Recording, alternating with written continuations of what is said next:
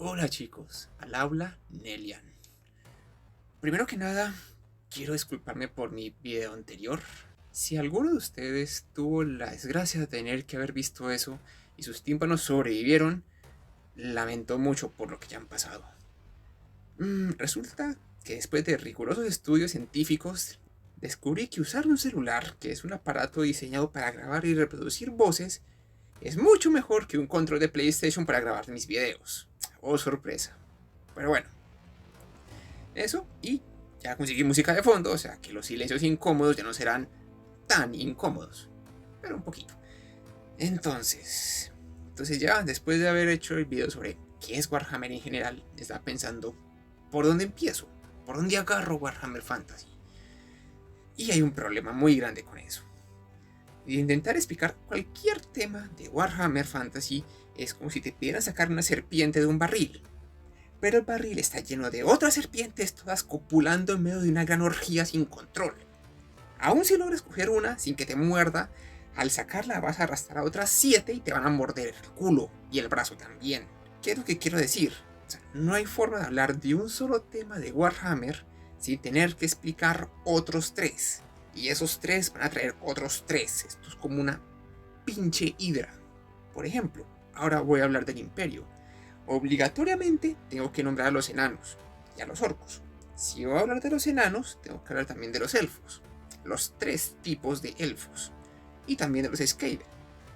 Explicar por qué hay elfos implica hablar de los dioses del caos. Y si ya vamos por allá, estoy bien lejos del tema original. Entonces, eso es un solo ejemplo. O sea, si me llego a atrever a hablar de los condes vampiros, sí o sí tengo que hablar de Nagash. Y si hablo de Nagash, tengo que hablar de Nehekara. Y eso es otra vuelta muy compleja. Entonces, ¿cuál es la solución a la cual yo he llegado para resolver ese problema? Muy sencillo. Me lo voy a pasar por el forro de los huevos y seguir derecho sin explicar nada que no tenga que ver sobre el video. Va a haber muchas cosas que no van a entender en el video y lo siento mucho, pero no puedo hacer nada contra eso. Estos videos no los puedo convertir en un simposio de 4 horas cada uno para hablar de un resto de temas y al final no hablar de nada. Entonces, por el momento, simplemente si no entienden algo, sigan derecho. Igualmente, les aseguro que la próxima semana voy a hablar de ese tema. 100% seguro. Ya con esa aclaración y con la disculpa de ese video de mierda de lado, entonces podemos empezar. ¿Qué es el imperio? El imperio de la humanidad está guiado por el dios emperador. No, espérate, no es. Perdón, me estoy adelantando unos 40.000 añitos nomás. El imperio a secas es la facción más básica, no es correcto, más icónica de la franquicia de Warhammer Fantasy. Aunque la comparación no es para nada correcta, creo que es la mejor que tengo. El imperio es como los marines espaciales, pero para fantasy. Eran, que sabemos que el mundo ya no existe, la facción principal, la que más promocionaban y la que estaba metida en la mayoría de los cogeculos históricos de la franquicia. También ayuda a que el líder de la facción tenga en sus manos el martillo de guerra que era el icono del juego. Entonces empecemos por qué el imperio se llama el imperio.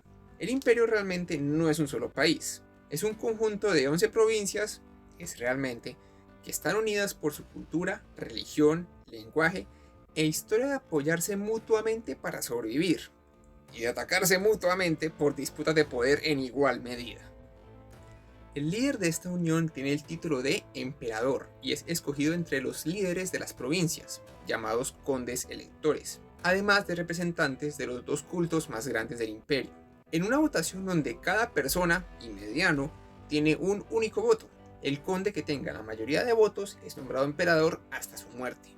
El emperador es responsable de mantener los condes, los diferentes cultos y las fuerzas militares unidas y organizadas para enfrentarse a las variadas amenazas del viejo mundo, algo que no siempre ocurre y han sido más las veces que los historiadores de Nuln quieren aceptar que ineptos, avaros e idiotas han ocupado el puesto de emperador y llevado al borde de la aniquilación a su súbdito. Para suerte de todos los que sobreviven en las tierras de Sigmar, el actual emperador Karl Franz es uno de los mejores emperadores que ha tenido el imperio en sus más de 2500 años de historia, comparable con Magnus el Piadoso, incluso algunos se atreven a llamarlo la reencarnación de Sigmar. Después de su extraordinaria campaña contra las fuerzas de Archaon, las 11 provincias que conforman el imperio son, en orden de importancia, Rickland, donde se encuentra la actual capital del imperio, que es Aldorf. Es el mayor centro económico sobre el río Rick, debido a que está justamente posicionado en el último tramo navegable de ese río. Y eso implica que cualquier barco que quiera negociar tiene que entrar o salir por medio de Aldorf. Y eso le da una gran ventaja económica con respecto a las demás provincias. Además de eso, la tierra de Rickland es lo suficientemente fértil para dar cultivos con los cuales comerciar con las otras provincias. Otra de las grandes ventajas de Rickland es su poderío político, al tener la casa del emperador y la gran mayoría de la fuerza burocrática en una sola ciudad. Además de eso, la ciudad alberga las instituciones más extraordinarias e inusuales de todo el imperio y posiblemente de todos los reinos humanos. Es la única ciudad donde existen escuelas dedicadas a la enseñanza de la magia de una forma controlada hacia humanos. Cada una de esas escuelas está especializada en uno de los aspectos de la magia, y aunque no le agrade mucho a la gente que vive en la ciudad, es algo muy necesario, porque el valor de un mago en medio del campo de batalla es incalculable. Y hablando de malos vecinos, junto a las escuelas de la magia, que es considerado algo antinatural y poco predecible, tienes el centro de culto a Sigmar más grande de todo el imperio, con el gran templo de Sigmar. Allí justamente está el centro de operaciones de los cazadores de brujas, que es el tipo de persona que tú jamás quieres que se encuentre con un mago.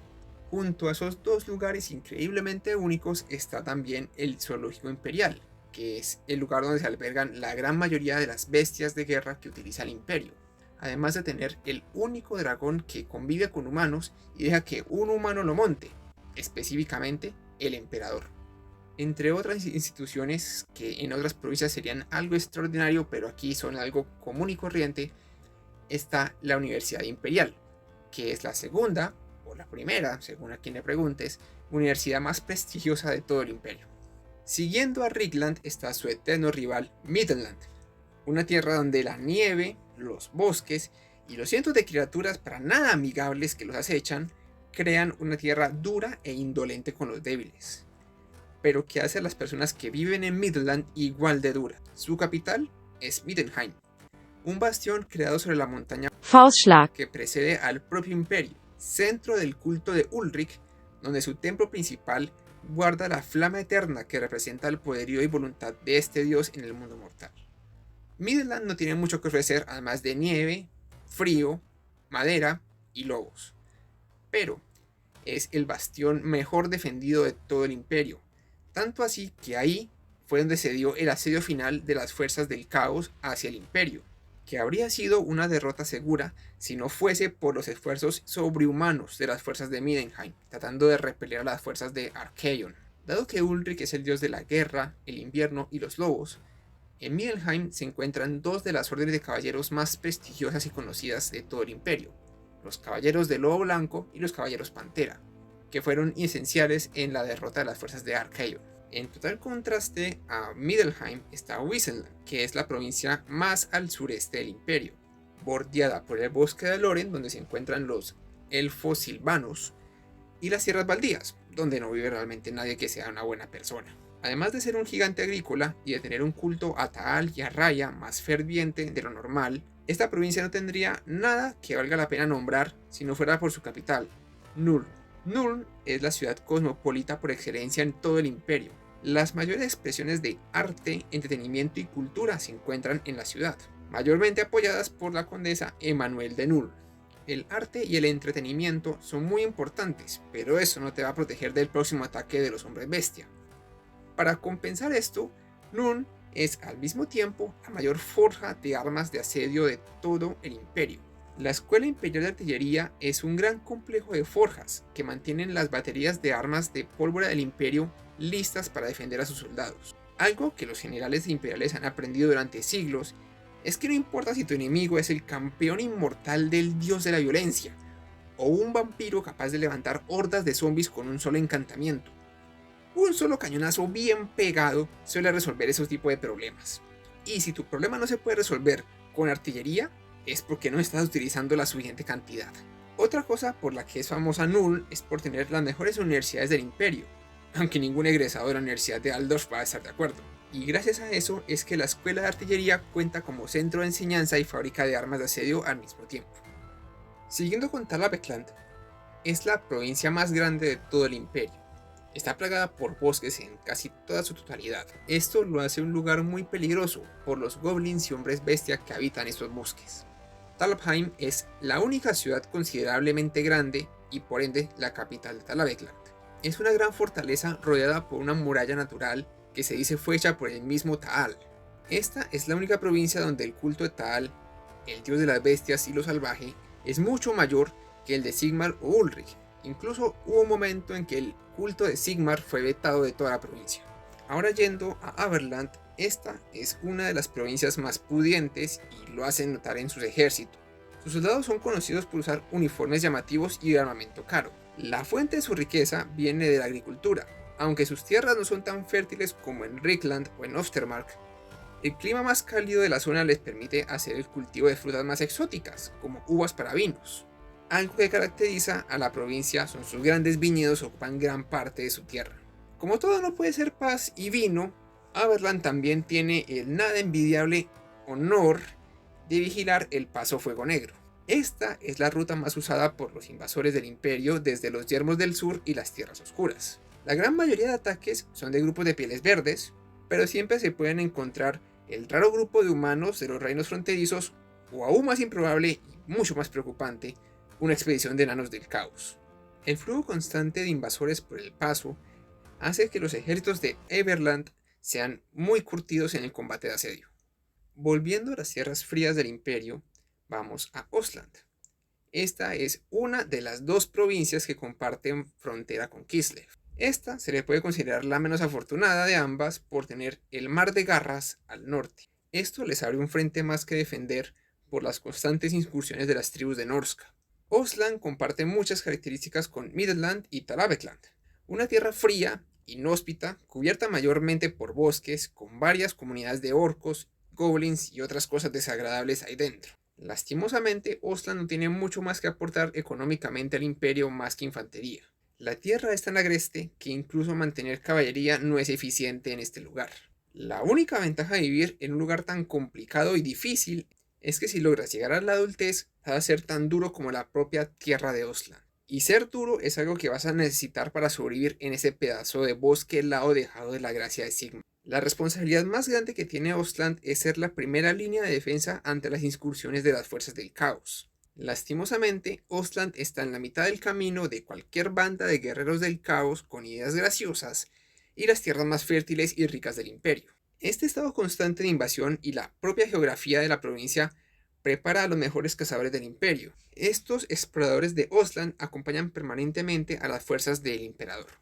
A la izquierda de Ostland se encuentra Nordland, que es la provincia que bordea la mayoría del Mar de Garras, y su importancia está basada totalmente en su rol de defender ese mar de los barcos provenientes de Norska y los piratas, para mantener seguras las rutas comerciales, sobre todo hacia Marienburg. La mayoría del borde de Nordland con el Mar de Garras está poblado por fortalezas y vigías para interceptar a los constantes piratas y bárbaros que infestan las aguas. Además de fortalezas, otro de los orgullos de Nordland es su flota de barcos y marinos que las tripulan. Algo curioso en Nordland es que a pesar de su gran actividad marítima, las fuerzas militares veneran principalmente a Mirmidia, diosa de la estrategia militar, en vez de Manán, dios de las aguas. Posiblemente sea porque sus actividades en el mar son casi exclusivamente militares, en vez de ser grandes viajes a mar abierto como en otros lugares con puertos. Aunque no es inteligente no venerar a ninguno de los dioses del imperio, Manán no es un dios famoso por su benevolencia. Cuando está de buen humor, te puede mandar al fondo del mar solo porque le dio la gana. Entonces, que no sea tu dios principal de culto es algo que me parece muy arriesgado. Un poco más al sur se encuentra Hochland, una provincia conocida por sus bosques y su agricultura, realmente no muy excepcionales. La provincia, además de producir madera y comida, es reconocida en el imperio por sus tiradores, regimientos de arqueros y pistoleros. Los tiradores de Hochland son empleados regularmente en los ejércitos del imperio, especialmente sus rifles largos. Estos son los rifles de pólvora con mayor alcance y por eso son los más caros y difíciles de conseguir. Este tipo de arma especial requiere un soldado igual de especial para usarla efectivamente. Eso es algo que Hochland aprovecha para sonsacar a las otras provincias. Tú sabes, tal vez esa excepción de los impuestos del uso de los puertos se pueda resolver más fácil si de repente una donación totalmente filantrópica de 12 tiradores de rifle aparece. Tú sabes, cosas que ocurren. Ahora yendo a un lugar mucho más deprimente, está Ostermark, que es la otra provincia que comparte la frontera con Kislev. Aunque dije que entre Ostland y Ostermark esta última ha tenido mejor suerte, tampoco es por mucho. Tiene la no agradable fama de ser la provincia con el mayor número de lugares malditos en todo el imperio. Y para lástima de su gente, es verdad. Al norte tiene a Kislev, y constantemente sus tropas suben a ayudar a defender a sus vecinos de incursiones de bandas de lunáticos, mutantes, aberraciones y demonios. Y esto es lo más normal que tiene que lidiar alguien de Ostermark. Al sur están las tierras de Silvania, hogar de los condes vampiros, donde lo único que se puede conseguir de esa tierra es una muerte rápida y una larga existencia como un títere de un nigromante. La tierra donde los muertos se les entierra boca abajo para que les sea más difícil volver a levantarse no es precisamente el tipo de vecino que quieres tener. Además de estar rodeado por amenazas sobrenaturales, Ostermark también tiene problemas internos de eventos inexplicables. Siguen siendo inexplicables después de los años porque nadie nunca vuelve para contar qué es lo que acecha esos lugares. El lugar más famoso es Morhaime, la antigua capital de la provincia. Hace 500 años, Morhaime era la ciudad más próspera de Ostermark, rivalizando a Nuln como ciudad de entretenimiento. Pero lastimosamente la gente de Morhaime se tomó muy en serio la parte de la diversión y se convirtió en la ciudad del libertinaje, el descontrol y el pecado. Por eso, en la víspera del nuevo milenio del Imperio de Sigmar, justo cuando el reloj marcaba los últimos segundos para el nuevo milenio, un meteorito de 2 colas cayó en la mitad de la ciudad, obliterando los edificios y purgando a los impuros en el sagrado fuego del cometa. Los estragos después del impacto dejaron a los supervivientes deformados para siempre, afectados con mutaciones, y en algunos casos uniéndolos con la propia ciudad, sus caras gritando para siempre desde las paredes o los pisos de las casas. Después del impacto del cometa, el bosque que rodea la ciudad pasó a ser un lugar maldito. Nadie que entra al bosque vuelve a salir, o no como entró. Solo los valientes y los lunáticos entran, y la mayoría no se les vuelve a ver. Los pocos que regresan se les tiene que recibir con espadas y sacarlos del sufrimiento de su locura. El bosque pasó a llamarse el Bosque Muerto, por razones más que suficientes. El otro lugar que acompaña a Essen es el Pantano de Hel. El famoso por ser el lugar de la última batalla contra los vampiros, donde el conde vampiro Manfred von Karstein fue derrotado y su cuerpo deshecho en medio de las turbias aguas del pantano.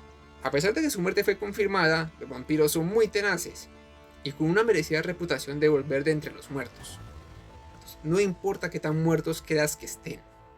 Por eso, nadie con buenas intenciones o con una mente funcional se acerca al pantano. Ahora, para terminar nuestra trifecta de puntos antiturísticos, tenemos a los acantilados horripilantes. Me encanta el gusto que tienen para los nombres en este lugar. Este caso es totalmente contrario al del Pantano de Hel. Este lugar fue testigo de una aplastante victoria de los condes vampiros. La masacre que ocurrió en el lugar quedó grabada en la historia de la provincia y se dice que las almas de los soldados quedaron en el fondo de los acantilados, mientras que sus cuerpos siguieron marchando bajo las órdenes del señor vampiro que hace minutos estaban tratando de eliminar. Las personas que se atreven a entrar dicen que ven luces que flotan en el aire, las almas de los soldados que se les negó el descanso de amor. Estas luces engañan a los transeúntes hacia su muerte para tomar su cuerpo y volver al mundo de los vivos. Las almas de los que mueren de esta forma toman el lugar del alma que en pena que estaba allí, para siempre dejando el acantilado como un lugar maldito. Siguiendo la frontera con Silvania está Stirland, la otra provincia que comparte vecindad con la Tierra de los Muertos. Técnicamente, Silvania hace parte de Stirland, siendo anexionada en 2145 del calendario imperial por el conde, en ese tiempo príncipe, Martin de Stirland, resultado de su victoria sobre Manfred von Karstein en la batalla del Pantano de Hel. En la práctica, Silvania es un terreno abandonado sin nada que ofrecer. Tal vez si se invirtieran esfuerzo y recursos se podría recuperar las tierras, pero aquí justamente se juntó el hambre con las ganas de comer. Stirland es la provincia más pobre de todas, con una economía agrícola no muy fuerte, en la cual Silvania no ayuda tampoco. Sus ejércitos son famosos por ir equipados con armas baratas como arcos y sus armaduras están remachadas en partes. Además de su recursividad y la falta de fondos, Stirland tiene sin discusión la heráldica más genial de todas. O sea, es un esqueleto soplando un cuerno al tiempo que sostiene una espada en su otra mano, mientras que el cometa de 2 colas de Sigmar vuela detrás de él.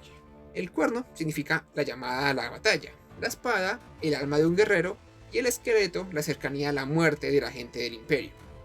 Otros más cínicos dicen que el esqueleto representa a los no muertos que se levantan en las sierras de Silvania, siempre que no haya un cazador de brujas cerca. Y ahora por último, y por supuesto menos importante, tenemos a la comarca. A la asamblea. Una provincia especial donde viven los hobbits. Los medianos.